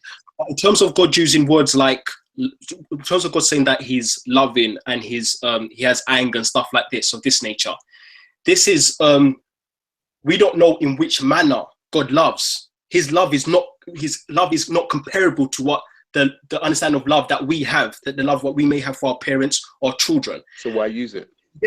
Yes, it's hard to understand, but we've got to understand that this is something where we have to, like you said, what you do with energy is like, I can't comprehend that. I can't comprehend his level of love. He's the creator of love itself. That's what we believe. So I can't comprehend his level of love. Now, I mean, so I'm not going to because he says that he loves, and we believe that he loves people. I can't try and bring down his love onto a human level. Like it's the same way our parents love their children, or whatever, siblings love each other. I can't bring that down on a human level. Yeah, but you're talking and about... other people trying to do so is a bit unfair as well. Yeah, but you're talking about a belief now, you see, and I'm not. Energy exists. We've seen it. It's been broken down under a microscope. We know energy exists. God, you haven't broken that down. We don't know God exists. We know energy exists, but we don't know for certain that it's infinite. But like I said, that's a belief. But when you use the word infinite, I never use the word infinite. I think the energy just is. No, okay. But energy just being is having no beginning, no end. It means it's infinite. It equals infinite. Okay, so hang on. So when you use the word infinite, like I said, if it has no beginning, no end, we use the word infinite. And I will concede that is a word that we have given something. I will concede that. We have given this thing the word infinite. Okay? However, for me, logically, the more simple explanation is to say it is. That is it. Okay, look, because I see where this is going now. Because if I keep pushing, trying to make you break down this energy thing, it's like I can't go nowhere because you want to uphold your you can't what's the word? It's the way you can't start breaking down something which you don't have complete understanding of, right? Energy. Exactly. That's the same thing. That's the stance I'm having with God. See what I'm making. But what I'm trying to ask you is this. Look, that's what I'm trying to explain to you. It's not. You have a book. You have a chosen people. You have these teachings that apparently you do it. You've broken God down to the T, to a book. You have broken God down to a book. You're forgetting. What you're forgetting is that the Quran. We don't believe the Quran is a man-made book. God has described himself through his book. It's not like a man's wrote the Quran. This is what we believe. It's not like a man has written the Quran and been like, okay, cool, this is what God is, this is what God has said, and that's it. We've broken God down. No, God has explained to himself to us. But Marvin, with all due respect, you're actually not understanding what I'm saying. I'm saying to you, you keep using the word belief, and you keep saying we believe, we believe, we believe. You have not established this God as a fact, yet you are asserting this God as a fact. Do you understand? You haven't established this God as a fact. You say we believe. And it is a belief. I'm not denying that. So hang on. So if it's a belief, why do you talk about the Quran or God being a fact? Sure, tell you why. The same way, for example, the reason why I believe in the Quran, or believe, I use the word belief, is because just the same way I'll look at the credential, I'll look at the Quran, I look at its miraculous nature, and that's another discussion. I look at its miraculous nature, and I believe the author to be who he says he is, God, by its miraculous nature. Yeah, I look at so for example, its credentials proven through the Quran itself.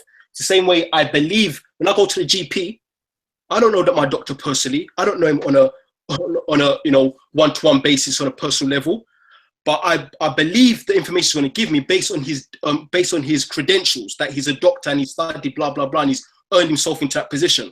I believe when he tells me that I've got this particular symptom, and I believe this and that. So hang on a minute. You use an analogy of a doctor. Could a doctor be wrong? Pardon?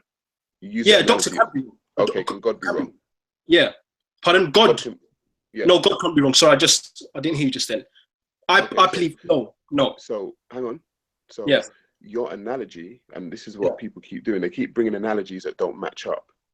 Because like I said to you, if you're using any analogy against God, you are going to fail. Which is why I say it just is. Because everything can fail. Everything is not perfect. Everything else can be wrong.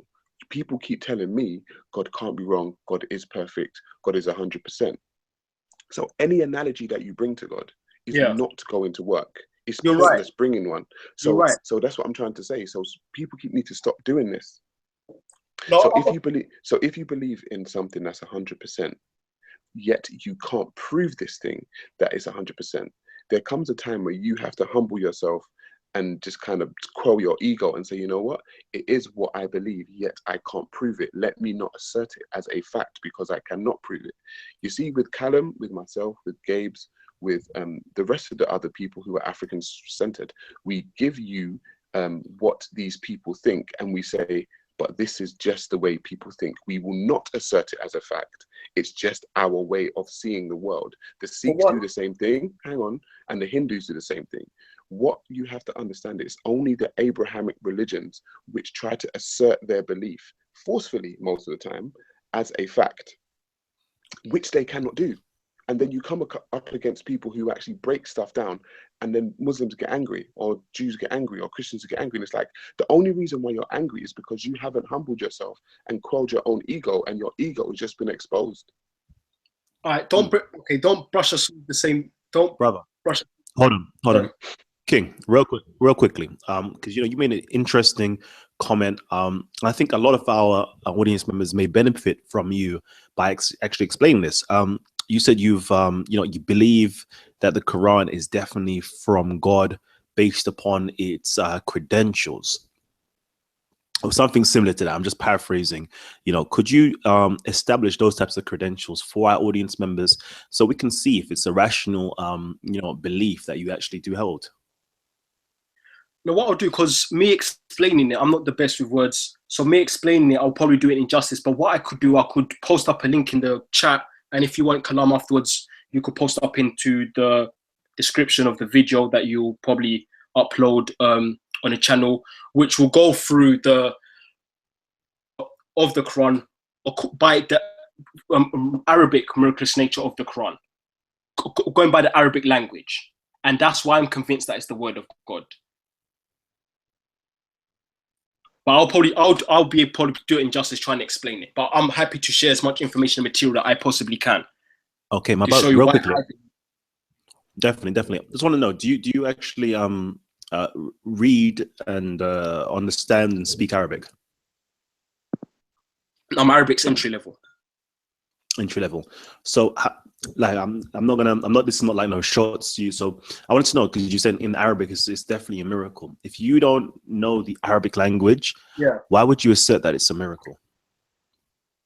The reason I'll say that is because for example, I understand if you understand another language, let's say English, and you understand different grammatical rules from another language, it's easy to pick up those grammatical rules in another language and see how this book is different.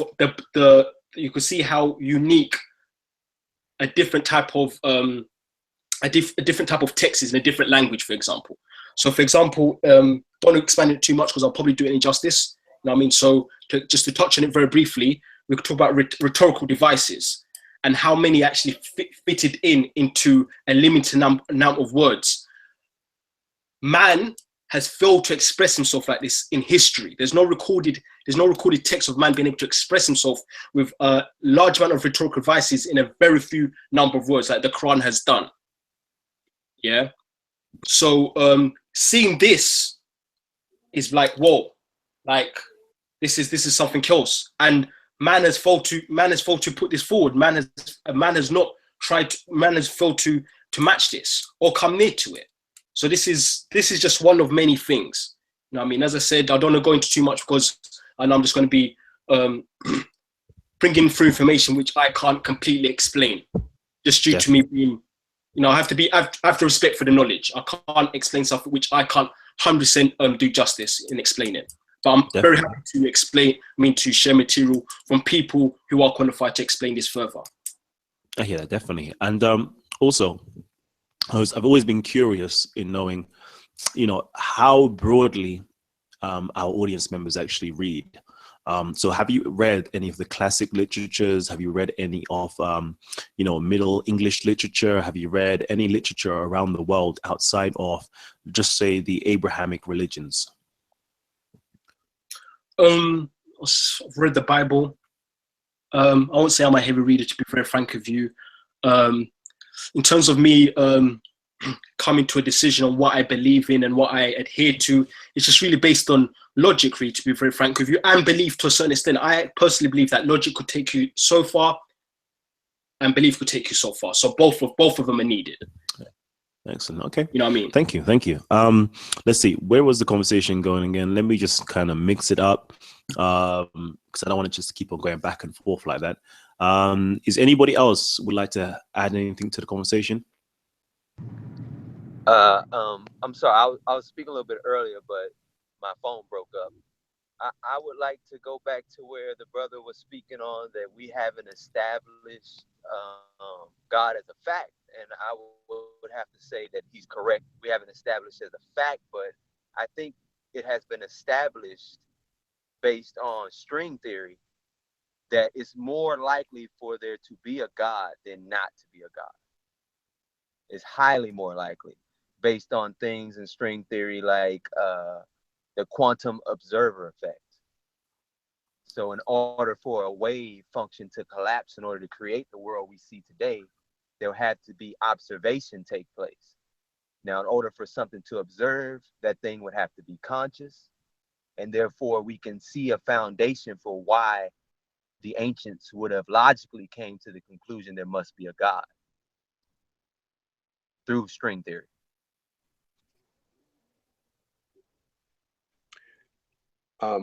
May I add something? Sorry.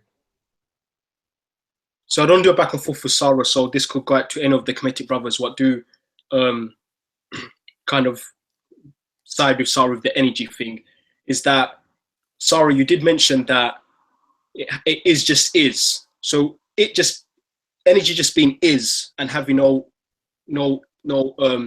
source or no ending, and it being able to transform into different, and also for it to have different transformations, that means they must have a physical transformation as well, because we are just a physical transformation of energy, right? So it being is and being able to transform into different transformations means, and it equals to, whether you like it or not, it means that it must be able to transform into an infinite amount of physical objects. Okay. Real quickly, please, audience members, if you're liking the show so far, please give us a big thumbs up. Let us know that you're liking it. I think if we get to about 55 likes, I think I might actually keep this show up. I was actually going to bring the show down by the end of the night. But if I get up to about 55 likes, we're on 31 right now. But if we get up to about 55 likes, I might just keep this on. I might just keep the show going on a little bit longer. So yeah, go on, Sarah. I can see that you've unmuted your mic. Oh, sorry. Where do I begin? I seriously think human beings' ego is really at play here, because I liked what the brother said about string theory. So let's take into consideration there is a conscious mind, right? Now what we come to is whose religion is whose God is the correct God, right? That's what we really come down to. Is it the God of the Hebrew? Is it the God of the Sikh? Is it the God of the Zulu? Is it the God of whoever, right? And so people start to differentiate. My God said it's okay to, my God spoke to one guy, told him to sacrifice his son, and then said, "Nah, I'm not going to let you do it." Does that sound like God to you? The other God said, "Yeah, married a 6-year-old girl, have sex with her when she's 9, it's cool." Does that sound like God to you? The other God said, "Oh yeah, what I'm going to do is I'm going to down the cross for all of your sins. That sound like God to you? Do you know what I mean? We get into that conversation now. So it's like, if we were all to come to an agreement that there is a conscious mind, we would still disagree on what that conscious mind is. And we have. You go from the hilltops of Peru to the lowlands of the Amazon, they have different concepts of what this God is, right? And so we always disagree. Do you know what I mean? I'm saying, and that's why I said, because it hasn't been proven as a fact, right? We have different belief systems. However, the humility comes with not asserting your belief system as a fact. It just comes with you saying, listen, this is my belief system. This is why I believe what it is. However, I cannot prove my God as a fact, but this is what I believe. And I said before, it's only the Abrahamic religions that have not grasped this concept, to not push their God concept as a fact upon people. And I personally believe it's because of the psychology of the people that made up that God concept. Sarah, I've not come up here trying to insert my religion on you, first of all. I'm just clearly trying to tell you that mathematics proves your belief of energy just being is and not having a beginning or end incorrect. That's my point. That's what I'm trying to say to you, is that mathematics proves your belief, which I believe is a belief to you, incorrect. That's my point. So I'm not trying to force Islam down your throat. I'm not, you know what I mean? So I'm not coming like that. I've not come here trying to say, look, Allah is the God that you should worship, the Quran's the truth, blah, blah, you need to believe this. I've not come on this show like that. I've just come here questioning your belief or your knowledge of energy. That's what I've come to do. Okay, my brother. However, sorry, let me just respond. Sorry, Kalam. However, the scientific model says the universe started from a quantum fluctuation. You said mathematics proves me wrong. With mathematics, with the highest minds in the astrophysicist world and in physics, they said the universe came into existence through a quantum fluctuation. A quantum fluctuation is simply a shift of energy. So energy is always there and has always been there, even from the quote unquote beginning. So you haven't proven it wrong. Even the scientists say energy was there. Listen, I disagree with them as well. I disagree with them as well. You're forgetting that you believe this because you believe these scientists. You have been forces and you've not carried out these experiences yourself. So what you're adhering to is the belief system. That's what you so you like to talk about. I've watched some of your shows, and correct me if I'm wrong, because it's the impression I'm getting. I watched some of your, not your shows, sorry, I watched some of your talks and stuff like that. And I get the impression let's talk about facts, things that we know. But many of the things that you talk about, you don't know them. You believe them. You believe these scientists, and you believe them based on their credentials. As you said, that they're the greatest minds. So what you talk about is something you believe in, not something you know, because you've not carried out these experiments. But plus, you don't have the resources to carry out these experiments. You know what I mean? So again, I'm asking you, I'm asking you, you know what I mean? I'm saying math. I'm asking you. Don't say, oh, the scientists have said this and that, this and that. I'm asking you personally, or you or just admit to me that it's just a belief system. I'm asking you. You're not. Mathematics proves you're going belief somewhere, and I understand why you're going somewhere. What I'm trying to say to you is this: we know that science is always changing, and we are finding out new things. So we have to say in the scientific world, as far as we know, this is what it is, right? As far as we know. Could it change? Yes. Hang on. I don't think you should have so much animosity towards him giving his opinion and being the one that brought up string theory in the first place. I think that it would be a better conversation from someone who agrees with you, accepts the theory behind it, but can still argue from the position of there being a God. Well, brother, I apologize if I'm talking over people. I apologize. I'm going to mute my mic. I apologize for that. Sometimes things get a little bit heated up. You're trying to get your point across. I apologize, brothers, man. Yeah, someone else go. I was just saying, because when you deal with them quantum fluctuations you were talking about earlier, what's behind them quantum fluctuations must be asked, because they're finding that information is what is behind those fluctuations. So if you have to start with information, we have to say, okay, what is the source of information? And from everything we know, the only place we can get information from is a mind. Intelligence only comes from intelligence. So this also goes to also substantiate the belief in a God. The belief in a God, I agree. Which one, I though? agree. Listen, Yes, but it also I would love to chime makes in. it concrete to make it more factual. It's not just a belief. No, it's a belief that's highly supported by evidence. However, I will say this and then I'll let somebody else speak. However, this mind, people have said this mind, right, does things, right? The people have said this mind does things.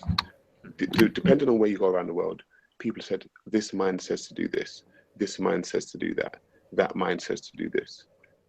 And we know, if we're using our intelligence here, this has to come from humans, not the mind, because the mind, if it is one intelligence, would be one. It would give one command or give one, universal thing to do. However, it hasn't done that, has it?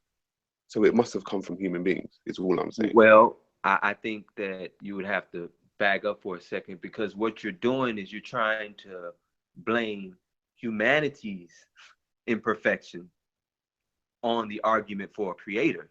That's our imperfection. Like you said, if he was to do it, he would have only had to do it once. From the stance of my book, he only did do it once. He gave his commands and how it should be twice in my book. Sorry, what book would that be? Well, I subscribe to the Bible. And the Bible also, even the method of string theory and how it says it plays out, the way it explains how God created the universe is right in line with it. So I think that again gives credence to that particular book, talking about that particular deity. I'll let someone else speak. Brothers, let me just chime in, please, quickly. As opposed to the string theory angle, it's infinite, big to small, small to big. So when you're saying God and you're talking about a quantum observation angle, again, what you're describing when you talk about that is, if there's a God, there's always going to be another God and another God. If you're trying to compare the string theory to this, because it keeps going, there is no beginning, there is no end. That's where I think you're missing the point, and that's where obviously that's a logical fallacy. You know that, correct? Well, again, infinite regress. That's a logical fallacy. Hold on, brother. I think this is the difference between belief systems, where you want there to be a grand conclusion in the sense of this person or this accountability or someone or something, and you want to assert that, whereas the Kemetic way isn't to go that particular way. And that's where you're hearing emotions running high.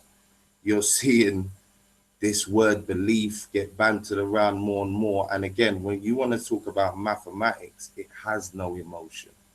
And I'm agreeing. Black Ice, what I would say is that the reality is, whether you're Kemetic, whether you're Muslim or you're Christian or any other religion, there's a certain amount, there's a degree of belief in all of what we adhere to. Let's be real. Not all of us, we don't all know everything. There's in terms of even just life itself, I believe many things. You know what I mean? I believe. And I think that's what Sarah alluded to when he was trying to tell you that when you're describing Allah, you're using references that only you can use, which is other human beings. When we're reading this book, the descriptions that you're reading, the words, whatever language you're reading it in, still have to have a reference point to something you already know. And that's the observation of other human beings. That's why you use words like love, whether or not, as you said, the love is different because it's Allah and this and that. You still are using words that have connotations. They still have a starting point, so we can at least go in some way, or else nobody would know the book. and it will be a total mystery to everyone in it, and there won't be no following. There would be no way for you to convert new people because there would be no reference point for anybody to understand anything. So this is what's what wrong we're with trying the to say reference to point? you. And You are correct. There has to be a reference point. The same way, like Yeah, what's wrong with that? children, we use terms that they understand. When they get a bit older, then we may use more advanced terms to give them an understanding of reality. See what I'm making? So of course, when God speaks to us, he has to use terms that we understand. But one thing we got to understand as adults, people think is that when he uses these words, that he's beyond, when he describes himself, he's beyond our understanding and the definition that we have of these words. That's one thing we got to understand. You know what I mean? And I would have to agree with the brother and also say it's just like having a highly educated scholar speak to a 5-year-old child. He's not gonna use all the terms that he knows at his disposal. He's gonna use the terms in which that child can understand. And we're saying it's even greater difference of intelligence level between us and the creator. So therefore, he would have to describe himself in ways we can understand, but we understand the fact that his mind goes beyond ours. Okay. All right. We've got literally about less than 5 minutes left of the show. So let's get some concluding remarks in. Let me just quickly do this. Teach, I see you. We're going to do this pen. He wants to talk about the pen. And, did the pen write everything down? And did the pen even write the Quran down? He's saying that the pen didn't write the Quran down. So this is going to be very interesting. I think we're going to do that for another show. Yeah, we're going to do that for another show, man. It's after 12 o'clock right now. So we haven't got much time left. We're going to round up this show here. So go ahead, Kings. Just like talk with the objective of rounding down the show.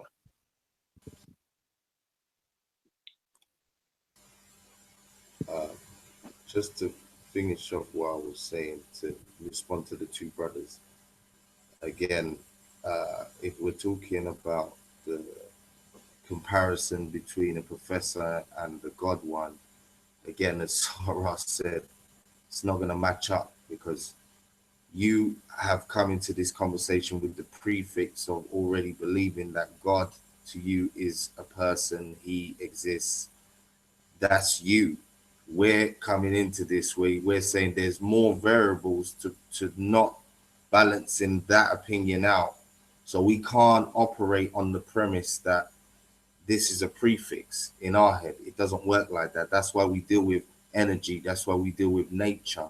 That's why we deal with our ancestors, things in our reference scope that we can explain and deal with. And you're doing the same thing. It's just that a lot of the time you're inserting this God character, these characters in your religions, and you want us to believe, and that's the problem. Thank you, brother.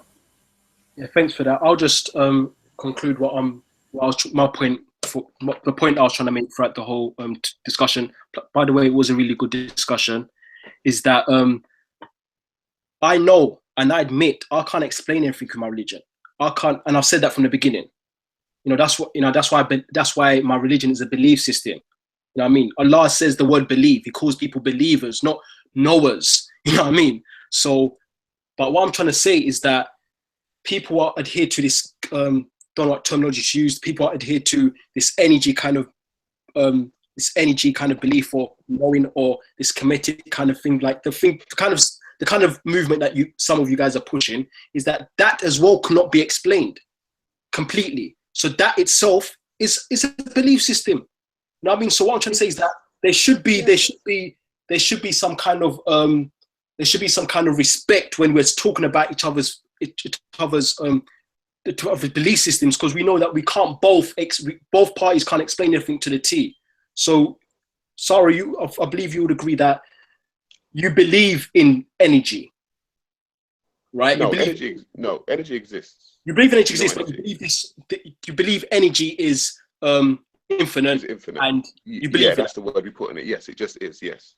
It just is. So that's a belief system, right? Yes. Thank you. I'll conclude. That's a good discussion. But okay. So when Question. sorry, go on, Kalam. I wanted to know, what is the definition of infinite? Because I know a lot of people here talk about infinite, but I wanted to know, like, what is everybody's definition of infinite? Continuous would be mine.